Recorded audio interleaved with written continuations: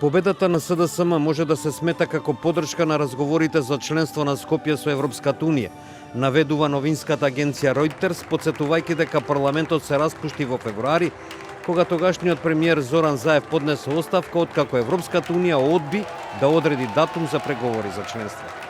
Сепак еден месец подоцна Унијата објави дека разговорите може да започнат. Повторно не беше утврден датум, но дипломатите веруваат дека најверојатно тоа ќе биде подоцна оваа година.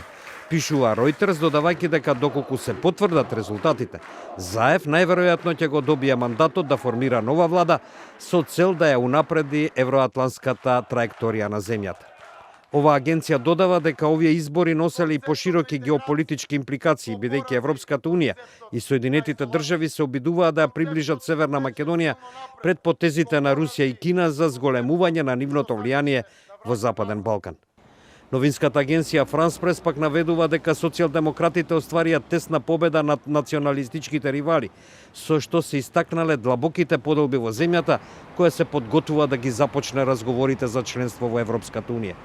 Ова беа првите парламентарни избори откако социјалдемократите во минатата година го додадоа Северна на името Македонија, потек со кој заврши повеќе деценискиот спор со Грција, но беше многу контроверзен дома.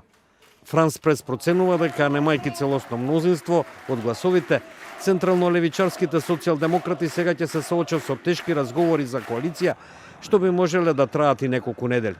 Ова може да го одложи стабилното лидерство во време кога инфекциите со коронавирус растат и навеќе слабата економија која се насочува кон рецесија, предизвикана од пандемијата.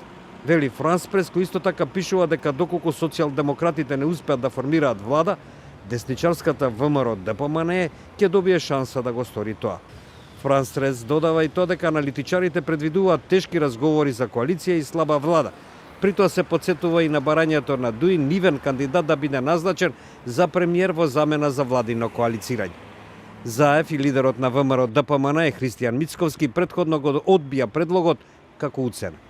Германската новинска агенција ДПА пак јавува дека веб страницата на Државната изборна комисија паднала и не била обновена 3 часа откако гласањето заврши во 21 часот, пошто пребројувањето се пренесуваше во живо на YouTube. Председателот на комисијата, Оливер Дерковски, рече дека веб страницата била хакирана, но оти пребројувањето на гласачките ливчиња не било прекинато.